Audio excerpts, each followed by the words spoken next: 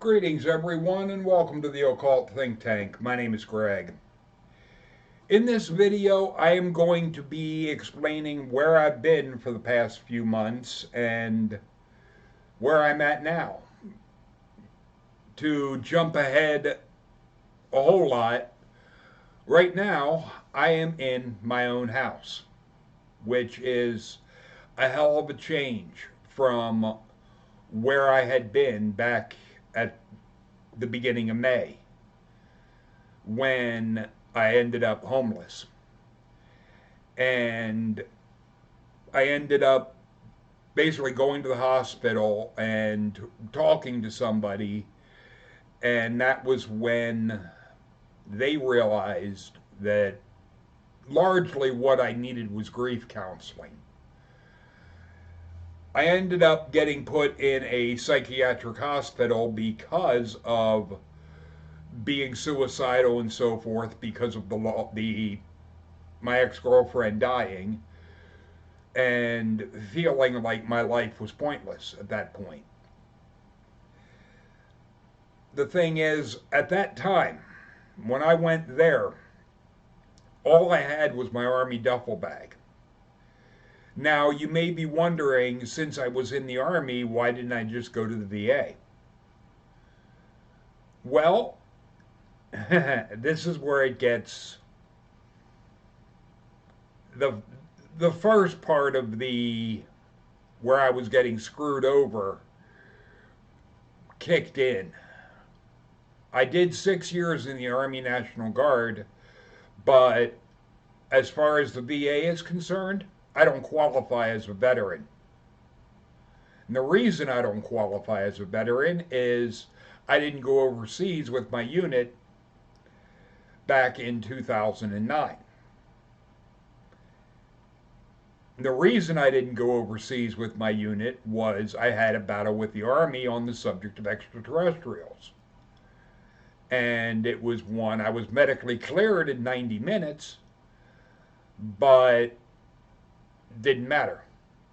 Since I didn't go to Iraq, I didn't have the active duty time, so to the VA, I don't qualify as a veteran. So when I ended up homeless and I would have needed the VA the most, or needed the government the most to help me, I was basically told, screw you, you don't matter to us.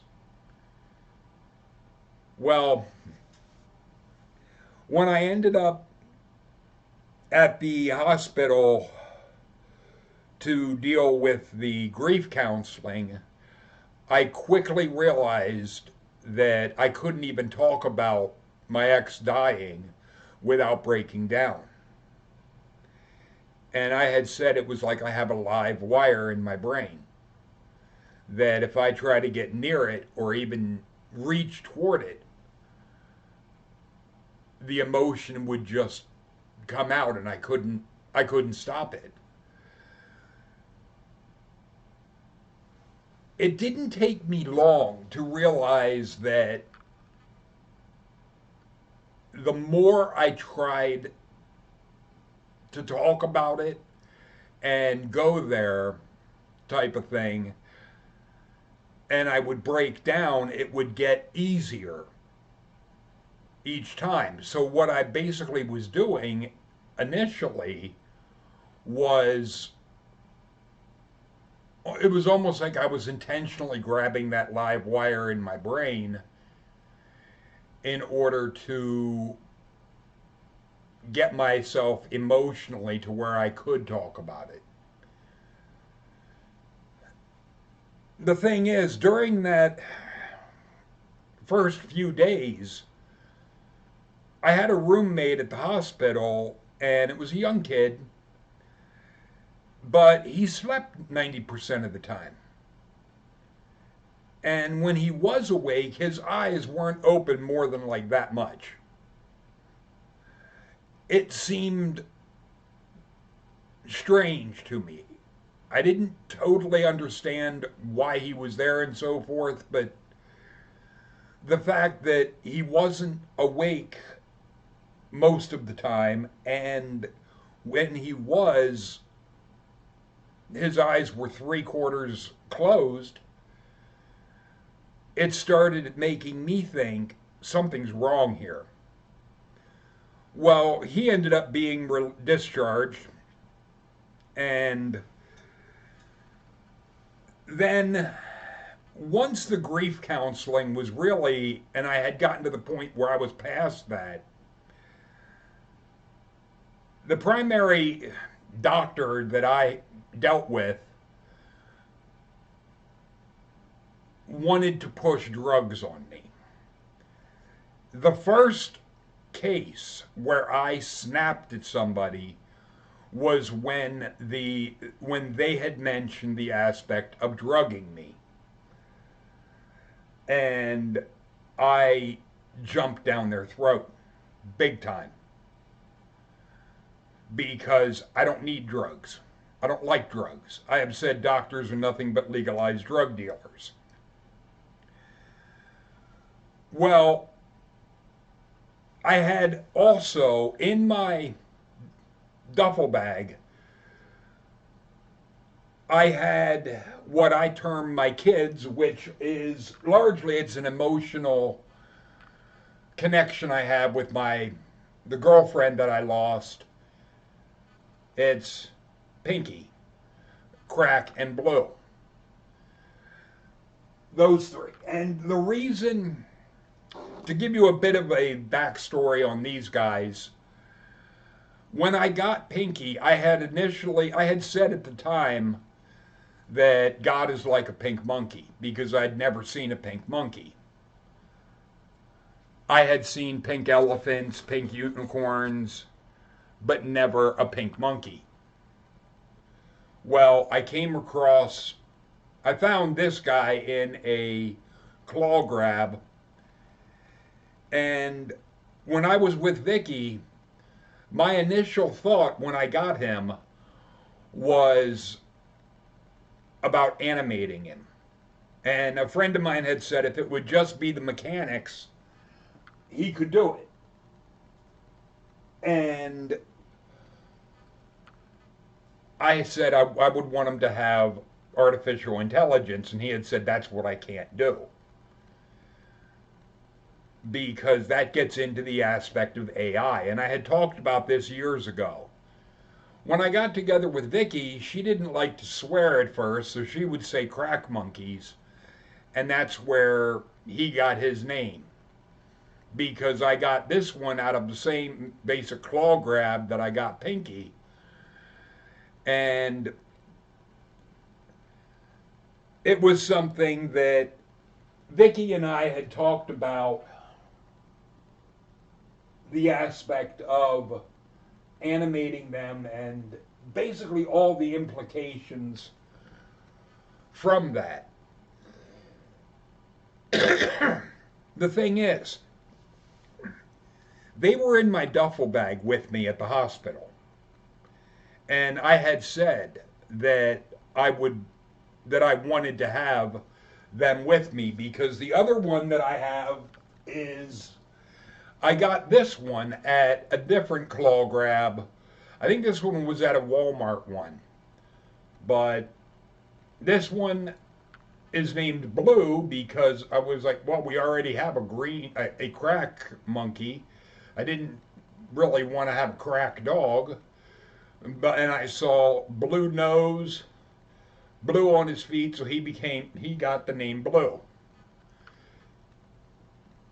But those three were with me. And I had said that basically to use the term emotional support, I wanted to have them with me. Well, the same bitch that she had said about medicating me, and I'm like, you just want to shove drugs into me. When I mentioned that I would want them, she had said, well, they would have to be washed in hot water. Now, with Blue, it wouldn't scare me because he doesn't have plastic eyes. But when it comes to that, if you see Pinky and Crack, they both have plastic eyes. That was what I was concerned about. And I flipped on her. And I went from 0 to 100 type of thing in a split second. I've used the analogy of the Hulk. And one of the, I don't know, he wasn't a nurse, but he was basically in the nursing staff type of thing. It was a black guy that I had talked to, and he was standing right there when I went off. And I had said to him about the analogy of the Hulk, and he was, "You didn't go green, you went bright red." And he was, "You went bright red that quick." And what I had said was, I had told the staff that I'm an atheist, but I really wasn't going to push that issue because I didn't want to potentially, if somebody needed the crutch of believing in a God, I didn't feel, and I still don't, that I still feel it wouldn't be right for my disbelief to take away something that somebody else might need in order to get through whatever they're dealing with. But that connects with them in a way that became obvious to me, because I had said to him after that because there was one point they couldn't find my shoes, so I could go to dinner off unit, and I was getting irritated because, to me, if they can't find my shoes, then they can't find my kids. And that really was all I cared about. The thing is, I had said to the staff, different members of that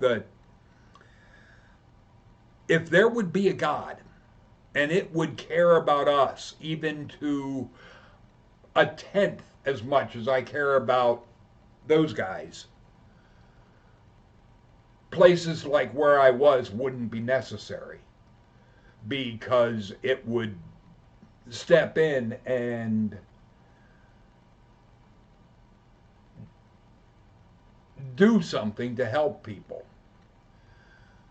And they could see the point that I was getting at. So, but what it came down to, after I lost my temper with that one bitch wanting to push drugs on me, and then wanting to, what as I saw it, put the safety of what I call my kids in danger, she didn't grasp that that my anger was in a desire to protect them. It's like all she saw was that they are stuffed animals, so who gives a shit? That, to me, for somebody that their job is in a place of mental health, if they can't understand, to use the term, a support, be it a support animal or a support monkey or whatnot, that a person can use another object as emotional support, to not be able to grasp that indicates to me somebody that is ill-equipped to be working where they were. The thing is, they wanted to say that because I lost my temper, that means I need to be on medication for anger. No, it doesn't. I had said that is confirmation bias. You have the conclusion you want, so your solution is medicate. And then that doctor tried using the, well, you don't know if you haven't tried it. I was like, that's an argument from ignorance. And then he had said about, basically they're a psychiatric hospital, so their primary purpose is to medicate or to medicate in addition to the aspect of therapy. And I had pointed out that that too was a logical fallacy. They first had confirmation bias, then it was an argument from ignorance, and then it was like circular reasoning. And I asked this psychiatrist or doctor, can you give me an argument for drugging me that doesn't involve a logical fallacy? And they wanted to release me, and I had said basically, you can release me to White Rock, to the woods type of thing. Because as far as I was concerned, at that point, even though technically I wasn't suicidal, I had gotten past that, I also felt like I was being put in pretty much between a rock and a hard place. Well, they wouldn't do that, and I was getting to where I wanted to fuck out of there because they were more and more wanting to drug me. The thing was, they had said that I had high blood pressure, and I won't deny that my blood pressure was quite high when I was there. Because the last time they took my blood pressure, it was 171 over like 100 or something. It was quite high. And I accepted the aspect of high blood pressure medication at that time. But what I was told was if I didn't go where they wanted to send me, that basically they were going to push drugs on me. So I had pretty much told people, all right, no matter where they're sending me, that's where I'm going. Because as I saw it, I had no other choice. Well, where they decided to send me? Philadelphia, which is quite a distance from where I was living in Lebanon. And I made it quite clear, even to the person that dropped me off in Philly. I had said, as soon as you drop me off, I'm going to do a David Banner. Basically, the putting my bag over my back and walking away. And that's exactly what I did. I was not going to stay in Philly because I don't know shit in Philly. And it's an environment that things could go sideways real fast. Well, I walked and got myself close to getting on to the turnpike,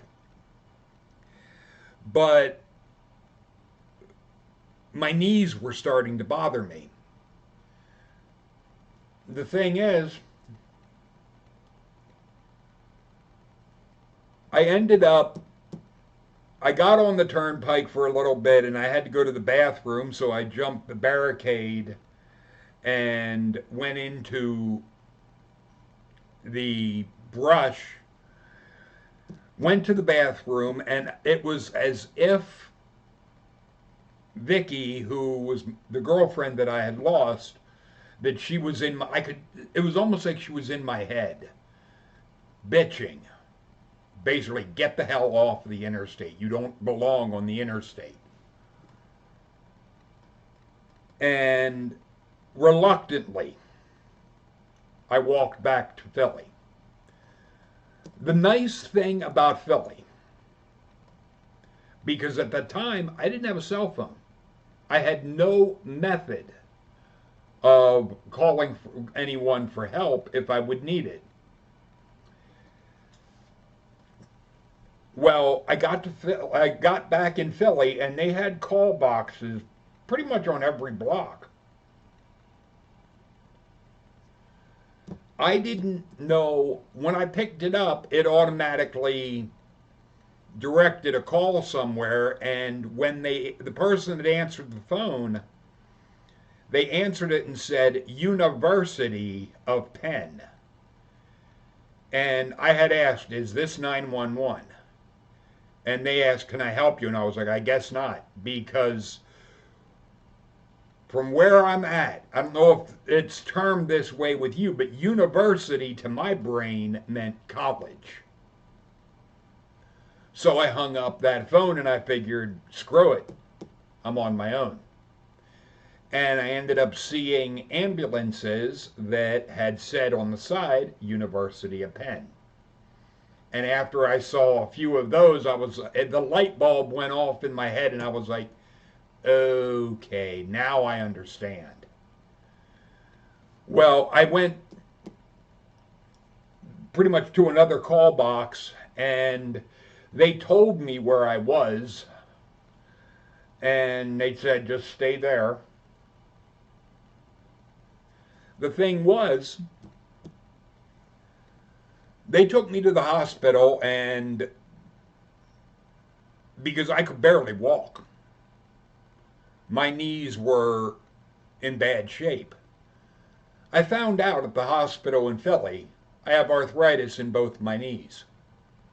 The right knee's worse than the left, type of thing.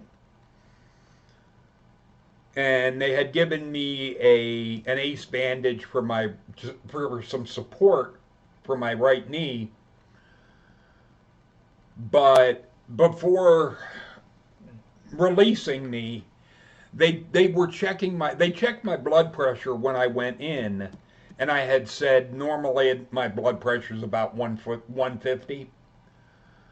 They checked it, and it was pretty much close to. And the one cop that had taken me in to the hospital, he was standing there, and he had said, "You called it, pretty much." The thing was, I had my duffel bag with me the whole time, and my kids were in there. When I was there, they took my blood pressure again, like a couple hours later, and it had dropped to basically closer to normal. It was still a little bit elevated, but it was further down. It was like 120 or something, but they ended up, when they released me, they checked it again, and it was like, yeah, when they checked it the third time, it was 120 over 70, which that basically the idea of me having high blood pressure, not from what they had seen, from what they saw at Philly, my blood pressure was fine. The only thing that I could correlate to my blood pressure not being high, number one, I had my kids. And number two, in Philly, they weren't trying to push drugs on me that I didn't need.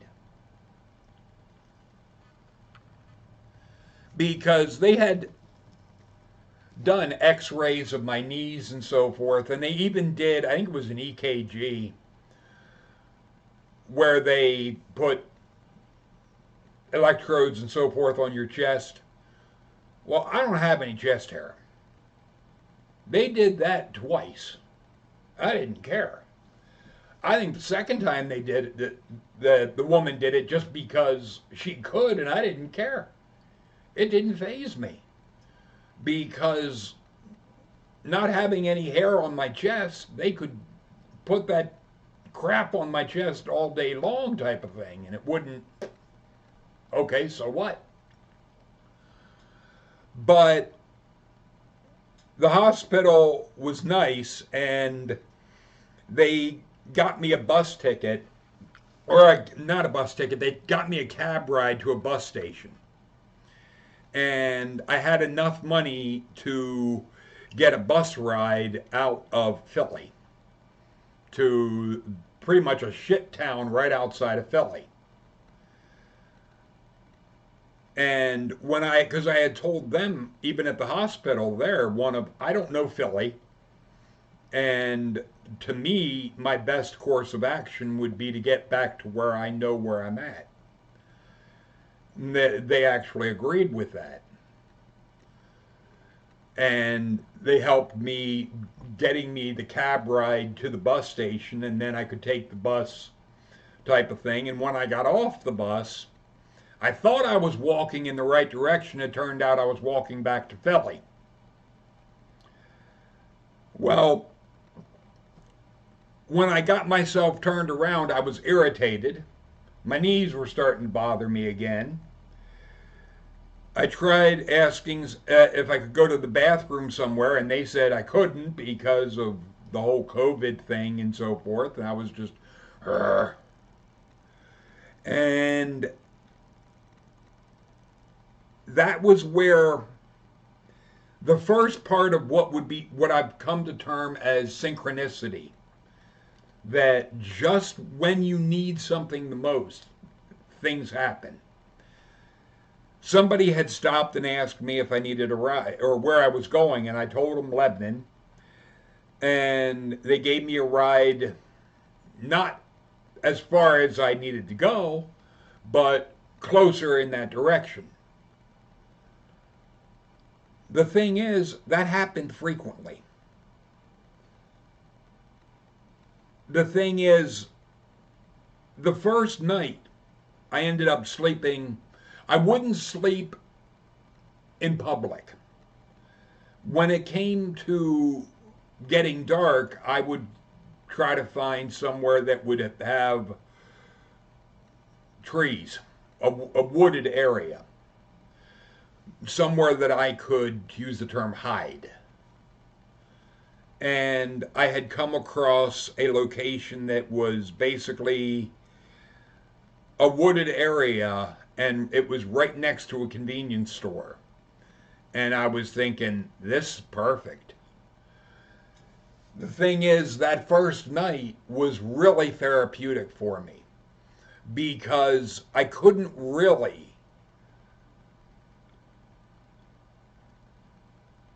let myself completely break down even at the hospital because I have this conditioning from my childhood of basically guys don't cry type of thing.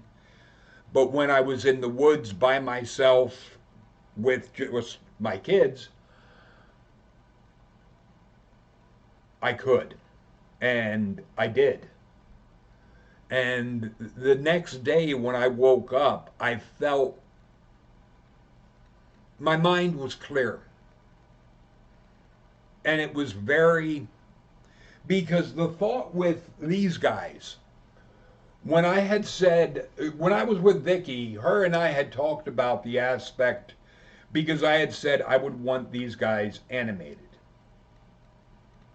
Full AI type of thing that, much like we have now with Elon Musk and others, that with the Siri and other AIs that have been created. The thing is, when Vicky and I were together, we had talked about the aspect of that rabbit hole of if they would have artificial intelligence, basically, what would that mean, and how would we deal with?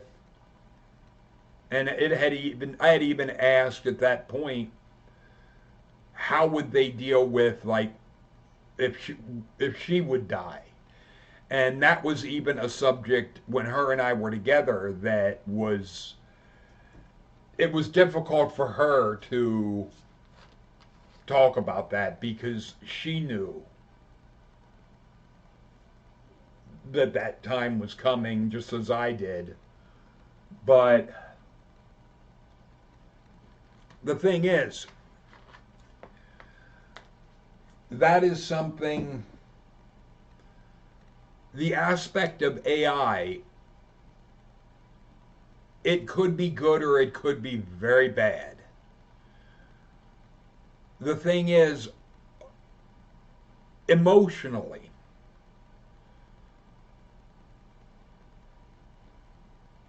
even though they're stuffed animals, it's like a connection with Vicky. And along the way, I went from Philadelphia and I got to Lebanon in 5 days. And it was, I got different rides along the way. The fourth ride I had gotten was actually, I got picked up by the cops because I was walking on, I think it was Route 30. Yeah, and I was in Lancaster. And at that part of 30, when the cop had said I can't walk on 30, I looked at him and said, "What do you mean? I've walked on it since Philly." And he had said, "For the most of it, you can. But there's a brief section in Lancaster that you can't walk on. No non-motorized vehicles are permitted." Well, he gave me a ride to a Turkey Hill, which was actually further than I was thinking than I was going to be walking. I would have gotten off of 30 just like a mile or so from where he picked me up. But when he dropped me off, I got some supplies and I was thinking, okay, I need to find somewhere that even though that was like 10 in the morning, my legs were just about shot. So I had seen an area where it had said about, basically it gave a phone number and about land that you could buy or whatnot. And I was like, I'm not interested in buying land. I'm interested in finding somewhere basically to hide. And I had noticed this area that was a bunch of trees. Well, I got myself off the road, down, and into the trees, and I saw this area that had a canopy of branches and so forth, and I was like, oh, that's perfect. I crawled in there, and that was where I spent a Saturday, just resting my legs. Well, I got to Lebanon in 5 days. And then it was one of, okay, I'm back, now what? Because I was still in essentially the same position I had been. Well, it was mentioned to me about staying at a homeless shelter. The only problem with that I could foresee was that was run by largely Christians.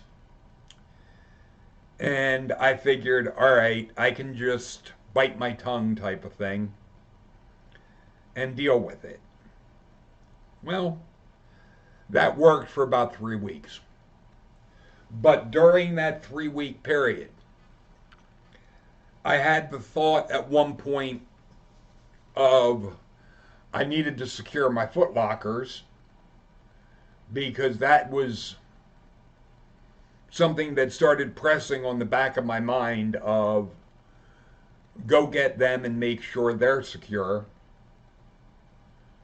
So I did, and that ended up directly leading to me becoming friends with a guy that had a business just down from where the Foot Lockers had been.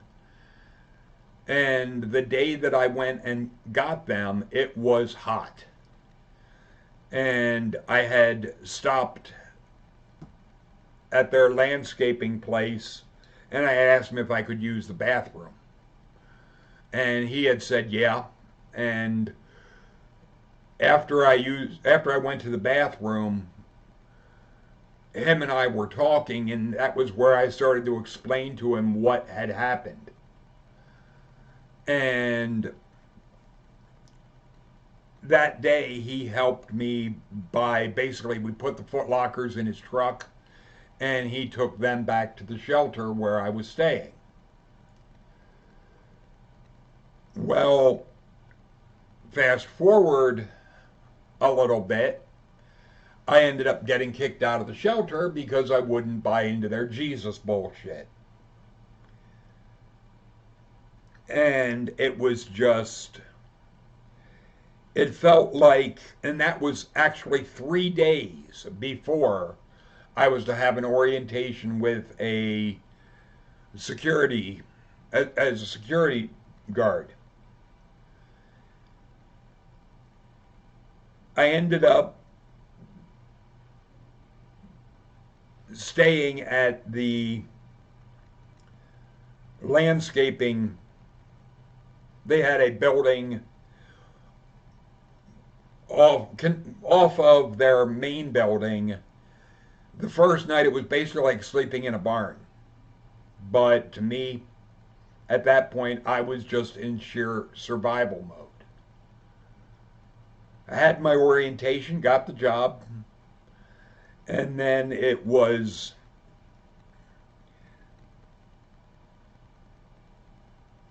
a matter of a few weeks. I ended up, there was an old guy that lived across the street that had said I could stay with him instead of sleeping in a barn type of thing. And because their concern at that time was it was summer and the heat. Well, within a few weeks, I had the money to get a room. And I had first gotten a cell phone, which that actually helped me to be able to get to my job. But then I ended up getting a room over a pizza place, which was, and it was a lot closer to where my job was. Well, I maintained that, and at the time I was doing a hell of a lot of overtime, but things had improved. I had a room. Well, the guy that would take me to work, he had mentioned about a house that I could get because it's in the same trailer park as where his dad lives and his brother. And I ended up, that's where I am. And it's one, I have basically this, it's not, I'm not renting, I own the house. It's my house. I went from homeless to homeowner in about 6 months. It's a wild journey. It really is. And along the way, I had noticed the aspect of what I've termed synchronicity. Or I've heard it termed that by others. I also had religious people try attributing the different things that have happened that were helping me right when I needed it as coming from a God. And I had said to one person that mentioned that, I was like, what evidence do you have that it came from a God? How do you know it didn't come from Satan or from the girlfriend that I lost?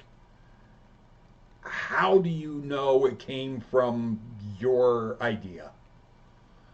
And it was basically, they had no other than that's their knee jerk, that's what they want to attribute things to.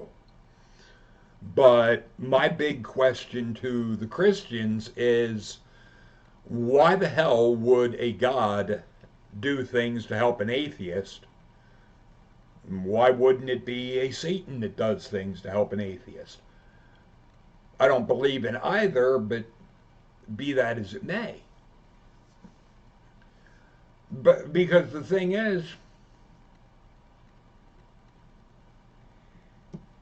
the Christians I dealt with at the homeless shelter, they were more interested in pushing their shit. But there was one guy that I had encountered when I was there that had said that he had demons around him and so forth. And I was just kind of, oh boy. But him and I had talked at one point, and I basically said to him, why not use or adopt for the purpose of dealing with whatever that is, a more skeptical aspect. And he had said, because I asked him if that he was having the issues with the quote unquote demons, and he had said not as much, but they're still there type of thing. The ironic part, he had said about there were multiple people at this homeless shelter that had demons and so forth around them. And the reason I got kicked out was they made us go to these Christian things during the week and so forth. And at that, they wanted you to talk about shit.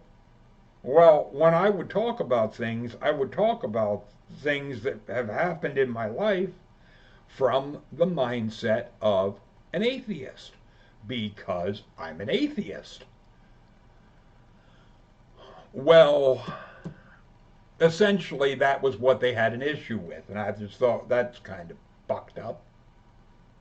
You want people to talk about shit, but when I'm not buying into your crap, and I'm not going to, and I'm very articulate in why I don't, and it's 3 days before I'm going to have an orientation with a job that will turn my life around, then you want to say about kicking me out of there? It seems counterproductive. It seems that they were trying to make it that I wouldn't be able to go to the orientation, wouldn't be able to have the job, and would essentially be stuck in a homeless type of rut. Well, that didn't happen because I wasn't going to roll over at that point. The thing is, everything that has happened with me to get me where I am right now, it's not because of Christians. It's, if anything, the more religious someone would be, the more they would be apt to try and hinder me or to throw a roadblock in my way. the thing is, where I'm at now is a hell of a lot better than where I had been. And there's a lot of things that I need in the house now. As you can see, the lighting situation is not the greatest, but all of that, things will get better as time goes by.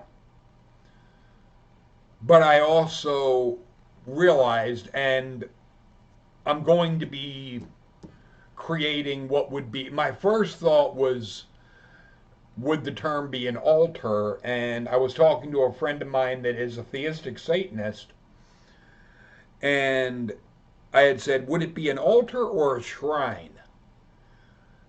Because what I want to make is basically an area that is set up like Vicky had with her laptop. She had a Ouija board, a crystal ball. She was Wiccan. And he had said that would be more of a shrine, because he said an altar is used. A shrine is more of something that is in the memory of somebody. So that's what I will be doing, making. And it's something that when I do have that made, I will find a way with my computer and my webcam to be able to show you guys what that shrine looks like. Because when I talked to him about it, I had asked, am I potentially opening up what would be a gateway to something? And he's like, possible. It's not something like the Ouija board thing. I don't buy that. I see that as an idiocratic or whatnot. Even though you don't realize you're controlling the damn thing, you really are. That it's your own mind that's doing it. I don't believe in demons. I don't believe in any of that wacky shit.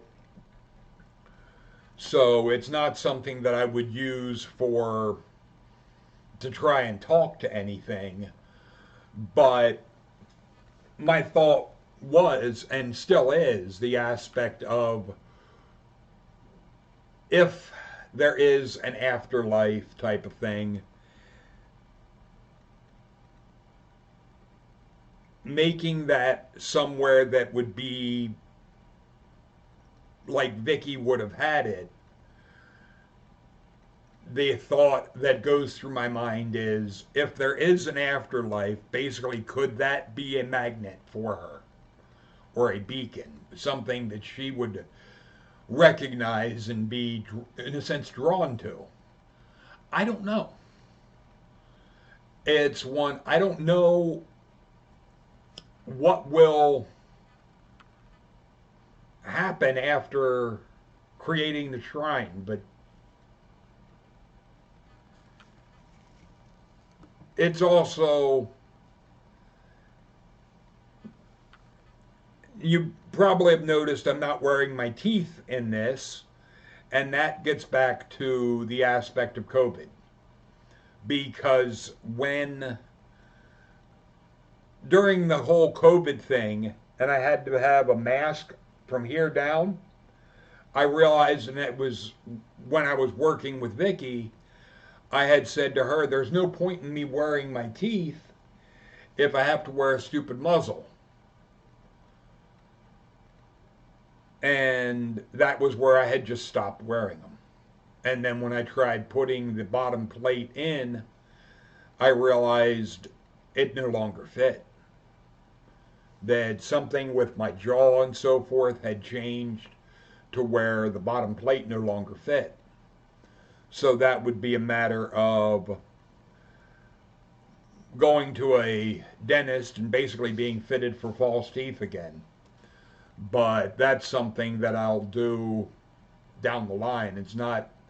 I'm not really in a hurry to do that because I can eat perfectly fine without teeth. It doesn't faze me. But I am back. I will be doing videos again. I knew this was going to be a bit long to go through everything. It's just, there's a lot that, especially when you're dealing with what would be the psychiatric, the wanting to push drugs. I recognize some people do need medication in order to help them through a particular rough period. And I'm not saying that drugs in and of themselves are bad. I was only speaking for me. I know me.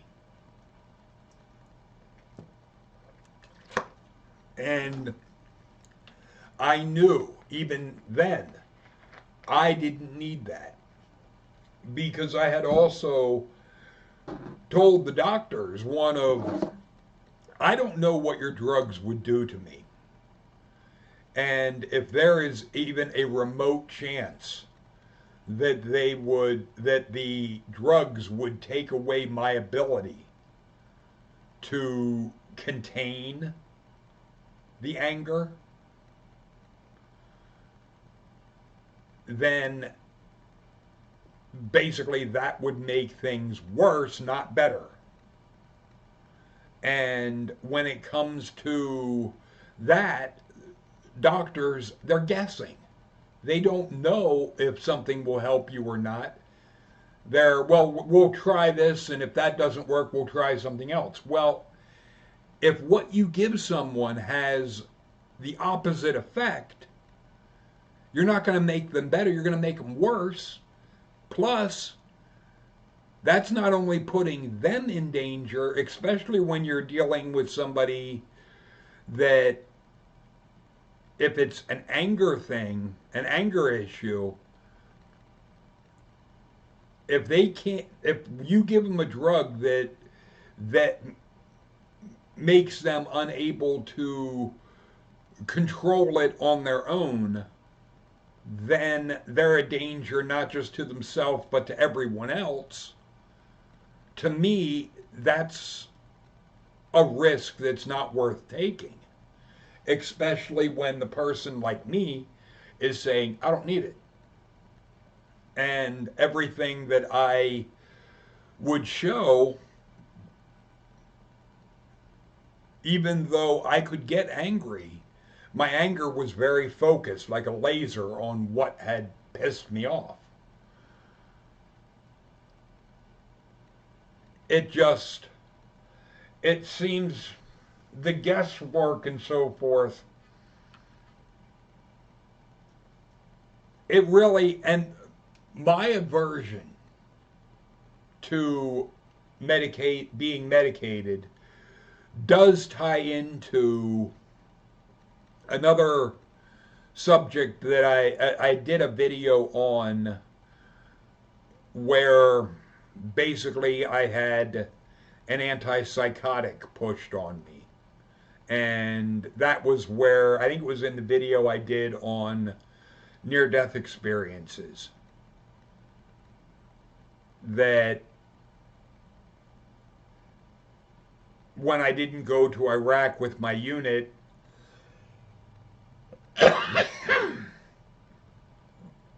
it was the bias became an issue, and that was where I was put in similar type of place.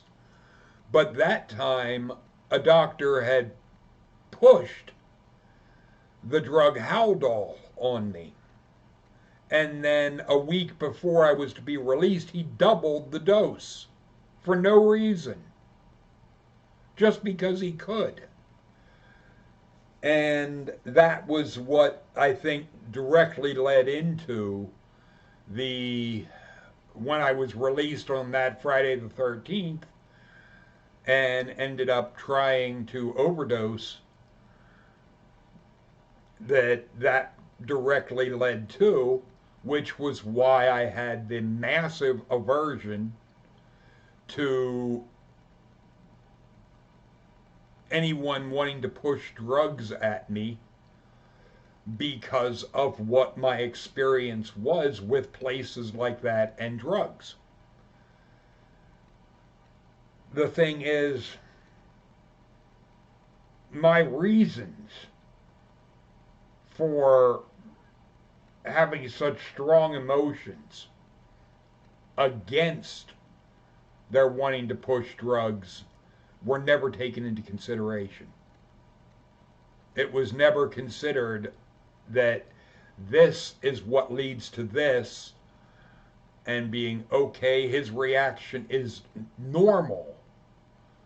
Even though it is hostile, that is understandable when you look at it in the context of the experience that I've had with doctors and medication. It just, it really, I am very much what someone like me, what I needed was to deal with the emotional issue I had, not to be medicated. And it does seem that places in our society, they're more interested in pushing a drug on you. I don't know if it's because they get a financial kickback or that they just want to keep people drugged up. But if you're just wanting to keep people drugged up, you're not actually helping them then. Because they can't actually address the issue of why they're there if they're too strung out on whatever drugs you want to have them on. And putting it in a, if you don't go where we want, then we're going to shove drugs down your throat. That's, I mean, talk about basically a domino effect. And that's where the whole thing, it's like this leads to this, leads to this. And I can very much see with the things and the domino effect that happened with me because of quote unquote the system. For somebody that would be less emotionally stable than I am and would have access to guns and so forth, especially you introduce drugs into their system, you could be setting up a time bomb, a ticking time bomb. And that is where I do suspect at least some of the violence that we have seen with guns could directly be related to people wanting to push drugs. These SSRI drugs, drugs that alter your mind. Because, yes, there are some people that are fucked up on their own, that their brain, that something is not right in here. But when you have a drug that is altering things in the brain, you're really playing with fire. Because yes, you potentially could help them, but you could also make them a hell of a lot worse. And make them a danger not only to themselves, but to everyone else. And that is something I don't think anybody takes into consideration. Or if there are though, if people do, they're not the ones that are in a position to prevent drugs from being shoved down someone's throat. But everything where I am now is a hell of a lot better than where I had been. And I will be getting back into doing videos again. I probably won't be on camera again until I have the dental situation fixed.